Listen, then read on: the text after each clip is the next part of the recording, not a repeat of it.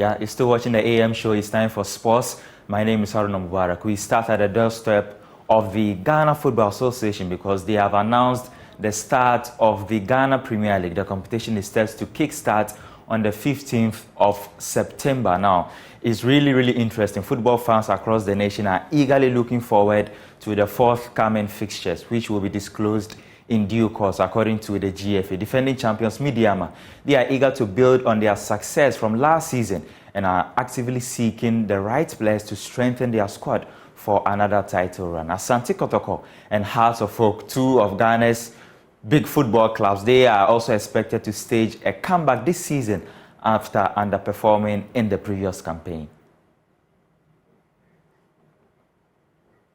As club owners get ready to start the season, former Black Stars forward David Accam is sending a strong message. He's charging them to improve their investment in the clubs. He believes inadequate funds has affected the quality of clubs to compete at the highest level. I think as Joy did an interview with one football administrator, I don't want to mention names, but they asked him how much he's made from money, and he said it's made about 5-6 million.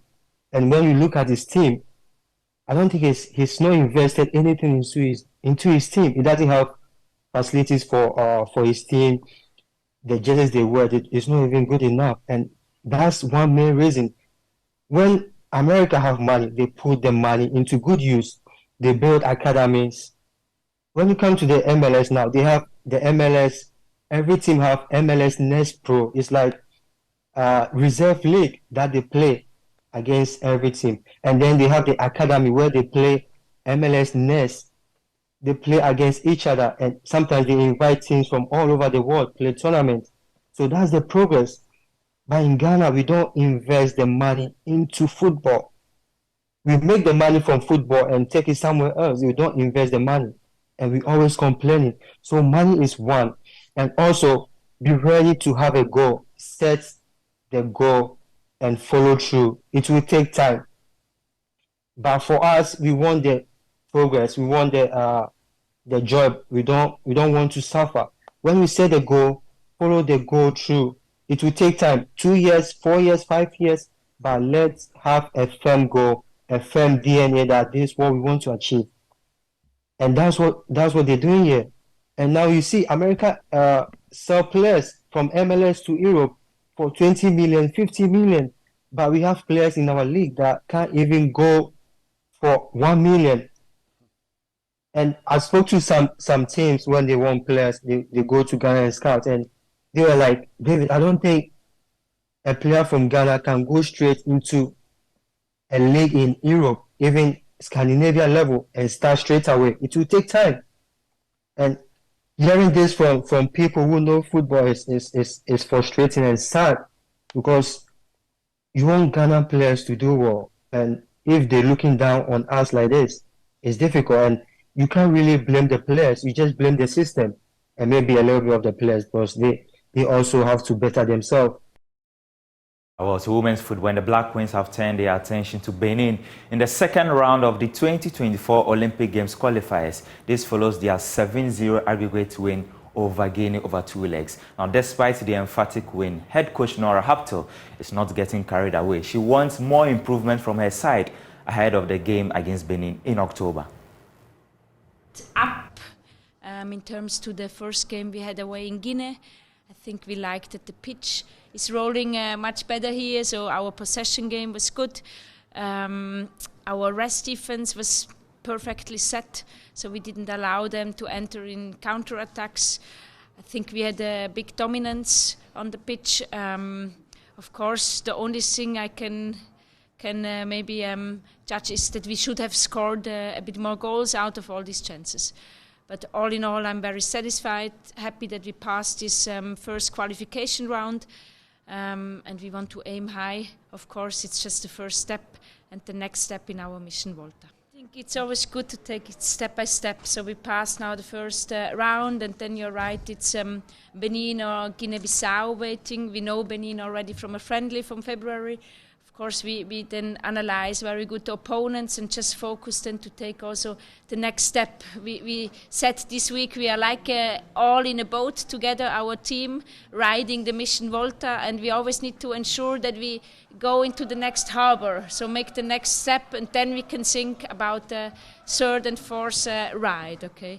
In between is also the WAFCON qualifiers. So in September we go to Rwanda first and face them in the WAFCON qualifiers first round.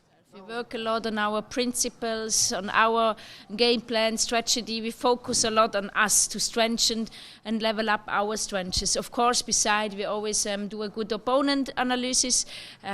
We always have a high respect of every opponent we face. We try to find their weaknesses, the right spaces. So my staff, you will see it, will make a very good job in analyzing also of them.